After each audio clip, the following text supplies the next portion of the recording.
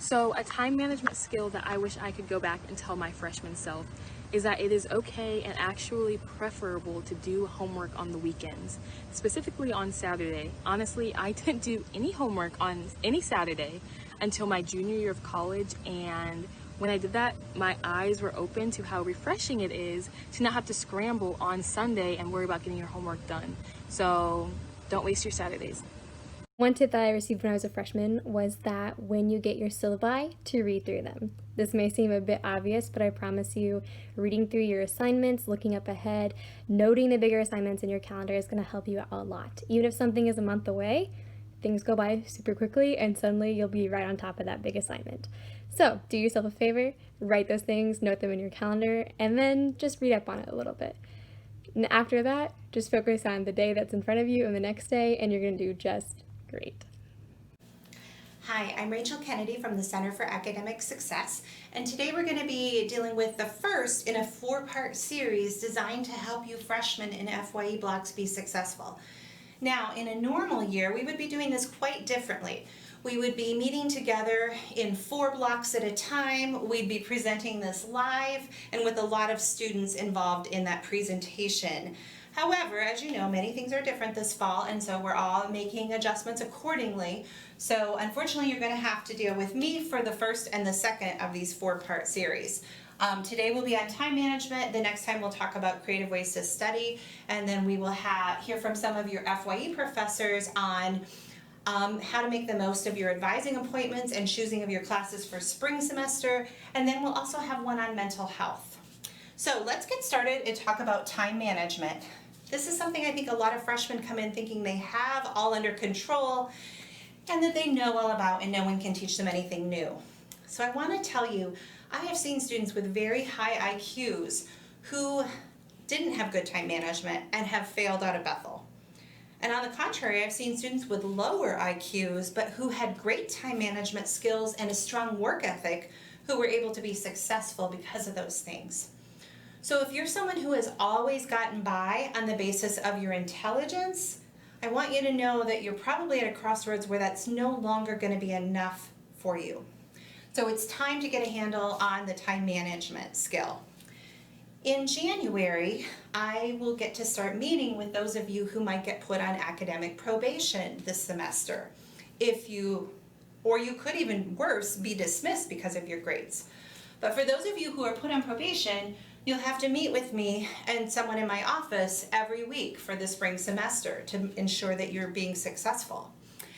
And when I sit down in those meetings and we try to diagnose what went wrong for that student in January, what went wrong for them in the fall, I have never yet had a student say to me, "Oh, Rachel, I rocked at time management. I was so good at time management.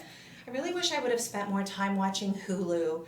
I should have spent more time gaming and going out with my friends. I just studied way too much." No student on probation has ever said that to me.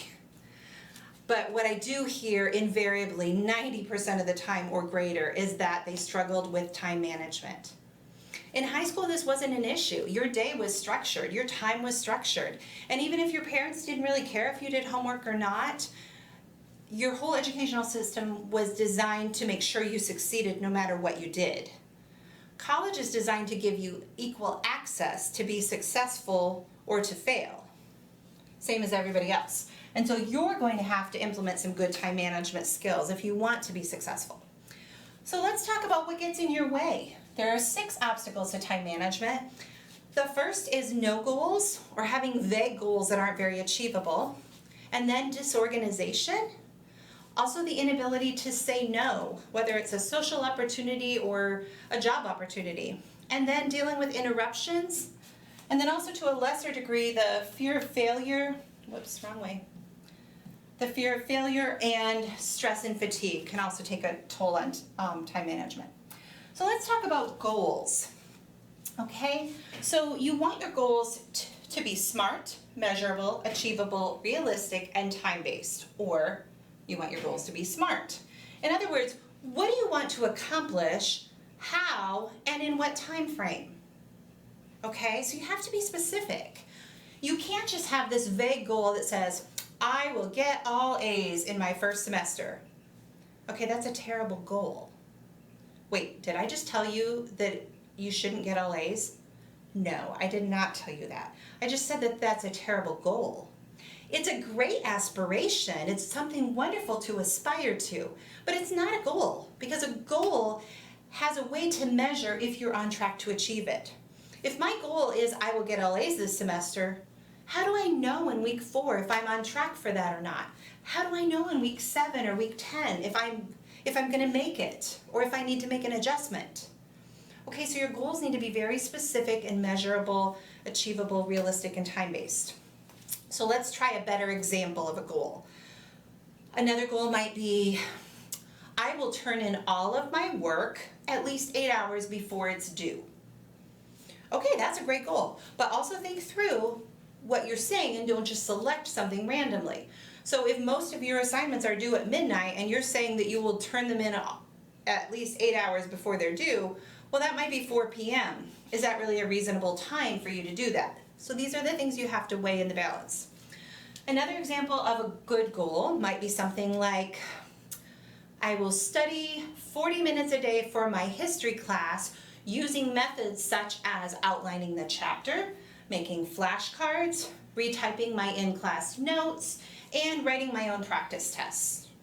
Notice I also gave myself 4 creative ways to study that didn't involve just aimlessly rereading the textbook, which we will talk about more next time.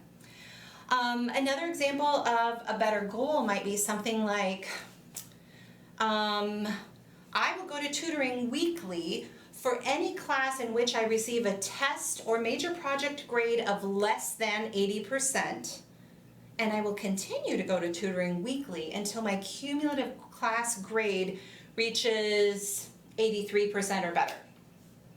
Okay, there's time frames involved with that. It's very measurable, it's achievable. It's being able to answer that yes or no question. Did I do it or didn't I do it? That's the point of your goals. You need to be able to any day, any week, any month be able to say, did I do it or did I not do it? And be able to answer yes or no to it. That's how you know you have a good goal. Okay, the second obstacle to good time management is disorganization. And most people lose time because they don't have things organized. You have to write it down. We all think we'll remember, myself included, but we really, really don't. Okay? So you can be organized however you want to. You don't have to be extra about it, but at least have your syllabi printed off for Pete's sake, so you're not having to look them up on Canvas every time you want to, and open the PDF on Canvas every time you want to look at something. Use a planner to keep track of your assignments. If you want to use a digital one, great. That's fine. Use Outlook, use Google, use whatever you want to. But what most college students, not all, but many find that a paper calendar really is more effective for them, okay? Keeps everything in one spot, and it's quicker to write stuff down in than it is to have to type it in and get to the app or whatever. Do not use your backpack as a file cabinet, okay? Be able to keep all your important papers in your syllabi for classes where you can access them, whether they're all in one folder together or whether they're in a binder with 5 dividers for your different classes. But get organized, whatever way is easiest for you. The third obstacle to good time management is the inability to say no. And this is a big one for a lot of college students because we just want to do whatever feeds our needs, whatever makes us feel good in the moment, okay? So when an opportunity is presented to you, you need to learn to ask yourself these questions. What are my educational goals, and does this help me meet them? So for example, if you are planning to go to law school and you want to work in the field of politics, and you're presented with an opportunity to run for student council, well, that might be in line with your educational goals. Right?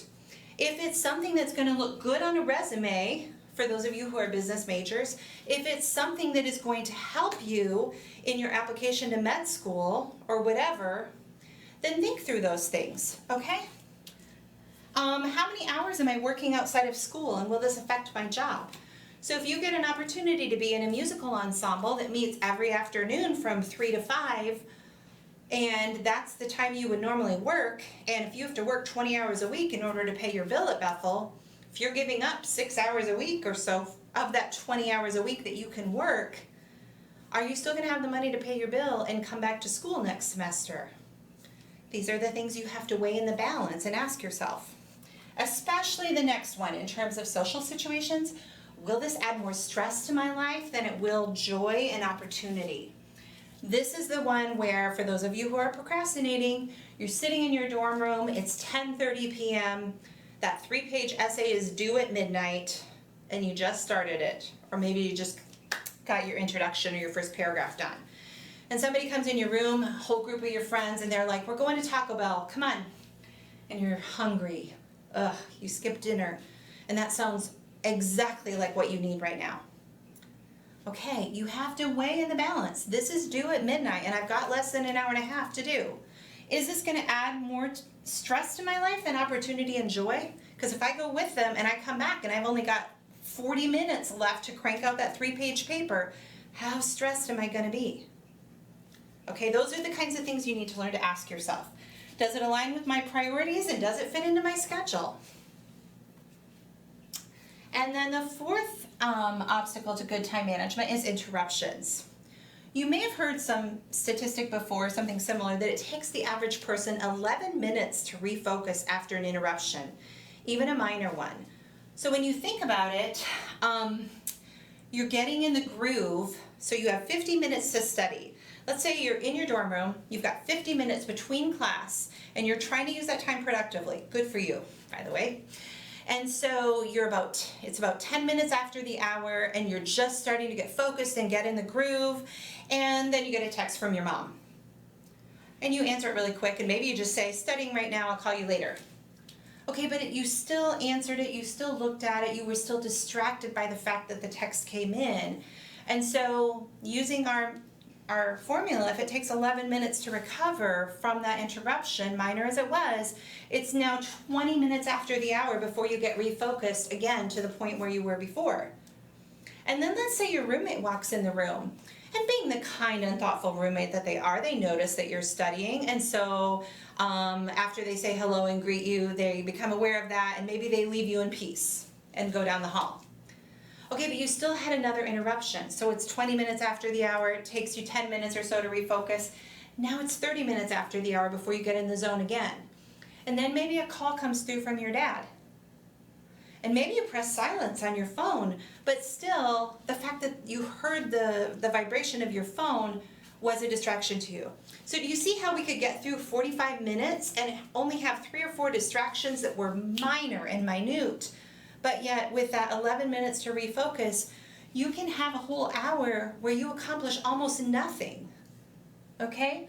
So one of the things I would suggest, in addition to finding a good relaxing study space, find those spots that aren't just the library or the learning commons. Go on a hunt on the weekend and look around campus. Walk through every building. Find the spot that no one else is in and study there. And then also use a productivity app. I recommend the one called Forest, or the free version, the light version is called Flora, okay? And what this does is you set a timer on the app for how long you want to study, whether it's 30 minutes or 3 hours, and then you get this cute little plant that comes up, and it has adorable googly little eyes, and let's say that you get a text from your roommate while you're studying, and you look at it real quick. Okay, then your plant starts to die and it looks really sad and it gets wilty. Okay, so it's really reinforcing. You'd be surprised. A lot of students really like this. And it's a way that you can independently, without having to be accountable to someone about it, that you can manage those interruptions, those distractions, just by using an app that you can put on your phone. Okay? So dealing with interruptions. And then the fear of failure and perfectionism can lead to poor time management if it keeps a person from ever trying, okay? So some people are so afraid of messing up or making a mistake or allowing themselves to get a grade that is less than they want that they avoid doing things rather than plunging in and getting started on the project. And they make things worse because then they procrastinate and wait till the last minute. So again, the key is having a system to get organized and writing stuff down. I would highly recommend this website right here. And for any FYE professors who are watching, I would encourage you to write this on the board and have your students take a picture of it and go to it and try it. or post it to Canvas if you take a picture of it. This is an assignment calculator, and just like a math calculator, this is a very valuable tool. It's probably the number one tool that I show college students that they love, more than any other thing. And so what it does is it breaks them down into little pieces for you, your assignments. Some of you can do this naturally, others of you have no idea how to break something down into smaller pieces. So you go to this website, and at the top there's a pull down where you select what type of assignment it is. Is it a research paper or a reflection paper? Because those are two very different animals. Is it a lab report or is it an essay? You select it, and then you put in whatever date range you want, whether it's 3 days, 3 weeks, 3 months, however long you want to take. And then it will, according to your date range that you put in, it will spit out a list of tasks for you to do on each day. Okay, so it's a great way to break that down and make your assignments manageable for you so that you're not sitting down trying to write a paper in an hour in one single night. So use that assignment calculator. And then the last obstacle to time management can be stress or fatigue. You're no good to anybody if you're only getting 4 hours sleep a night, whether that's for social reasons or academic reasons.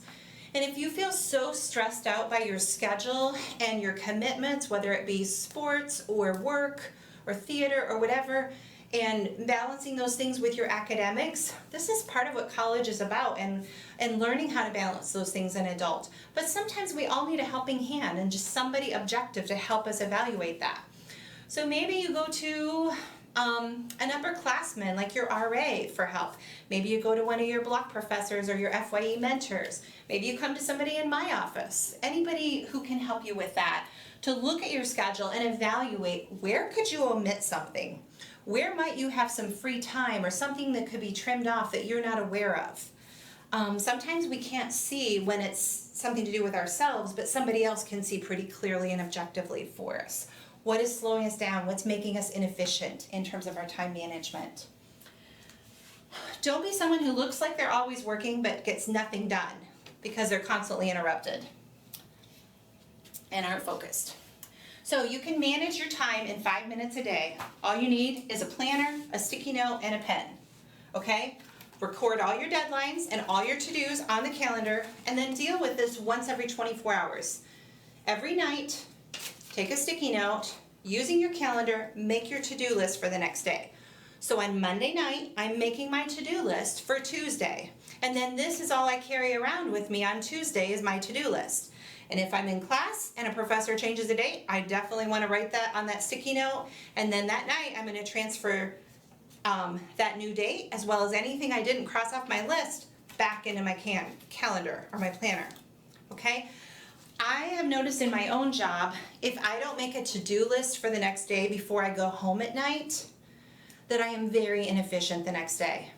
Because what will happen is I'll walk into my office, I'll start answering emails, I'll just respond to things as they happen, and I will react to them, but not with any intentionality and proactivity.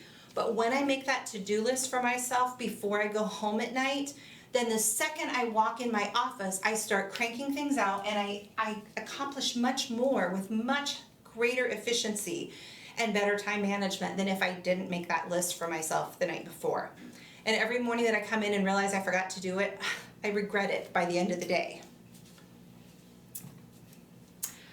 So we talked about that. If you don't have a calendar, our office will give you one. We are in the lower level of the Miller Moore Academic Center, the AC. One thing you can do if you have a problem with procrastination is use a color coding system where you write the due date on the due date in red, what it is, like philosophy paper on the due date in red, and then maybe 3 days ahead of time in black ink and 7 days ahead of time in blue ink. That's just for those of you who would have something due on Monday and you wouldn't realize it until Sunday night, something big. So for those of you who need those incremental nudges along the way, that might be an effective technique. Reward systems. Reward systems are essential to training yourself well to be a good student. And it's, as you'll learn in psychology, it's very important to only reward the behaviors that you want to see repeated in yourself. Okay? So I found that most type of rewards that appeal to college students can fit into several categories. Either entertainment focused, whether that's being on Hulu or Amazon Prime, gaming, social media, things like that. Edible things, so whether it's pizza or chips or your sweet things or coffee drinks. And then social things, and then also exercise for some of you is motivating. Some of you. Not for me, but for some of you, you may think a 2-mile run at night is highly rewarding and a lovely way to end a day. Others of you may think that, like me, that that's punishment. But find out what motivates you and know that from one day to another, you may need to jump to a different category or a different reward. The important thing is, if you're going to train yourself to be a good manager of your time, is when you get things done, reward yourself even if you don't think you need it. And when you don't get that to-do list done and you blow everything off, and we all have those days, then don't reward yourself. Okay, because what do you teach yourself? You teach yourself, I get the payoff no matter what, so why bother doing the work? And that is how you will get poor grades, is rewarding yourself when you don't do the work. Most jobs are 40 hours a week. Many of your parents work jobs where they work from 8 to 5, Monday through Friday. I want you to think of that and think that college is now your job. So if you use all of those time periods, all of those hours between 8 and 5, do you know that you can actually get, for most of you, you can get all of your work done so that every evening you have free time and every weekend? Now there's 2 exceptions to this. There are athletes and people who have practices and things like that in the afternoons. If you've got baseball practice from 2:30 to 5 every day, okay, that just took away 12 hours of those 40 hours, you know? Or if you are in STEM and you have 3 labs, then you're not spending 15 hours a week in class like the person sitting next to you. You might be spending closer to 30 hours a week in class. And so you are the 2 exceptions, athletes and people in STEM. But for those of you who are in majors where you're only spending 15 hours a week in class and you don't have any other commitments during the day from 8 to 5, then you can use all of those 50-minute time periods between classes to get your work done. And by the way, if you didn't know, for every hour that you spend in class, you should be spending 2 hours outside of class, studying for that class, preparing for it, previewing what your professor is going to talk about the next time. So in conclusion, you should take a self-assessment and ask yourself, what are my obstacles to good time management? Is it disorganization and not making a list and not keeping a calendar? Is it not dealing with interruptions and turning off my phone or using an app so that a productivity app so I can focus? Is it that I can't say no to the people around me? What is my issue? Is it that I don't have goals or that my goals aren't specific enough and measurable enough? Figure out what is your obstacle or your top 2 obstacles, and then tell somebody and tell them how you plan to overcome that. We're about a month into the semester now, and a lot of you are already starting to be in trouble in some of your classes, and some of your professors are worried. And so this is a good time for you to take a pulse, take your pulse, your academic pulse, and it's still time to make course corrections, okay? But 6 weeks from now, your course may be pretty set. So I want you to take what you've learned today, and hopefully you've taken some notes and have a plan in place, but know that our office is here to help you with any of these academic issues that you have. And I will see you in a week or 2 to talk about creative ways to study. Thanks. I would tell my freshman self to stay on top of your homework, maximize your time in the library, and to do the hard things first. A time management tip for you guys that I wish I knew starting college was that you need to allot yourself at least 3 days to study for each exam. If it's a very difficult class, you obviously need more, but 3 days usually gives you enough time to memorize and get it in your long-term memory. In finals, you need a week, and you also need to make sure you're reading your textbook every day, because when it comes to the exam, you don't want to just cram a bunch of reading in at the last moment, because then it won't really stick in your mind. So you need to read your textbooks every day.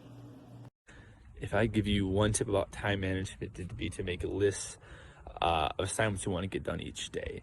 but doable lists. You don't want to make a super extensive list. It's not very doable, and which will only lead to disappointment when you don't accomplish it. But make doable lists each and every day of assignments you want to accomplish and get done in a day.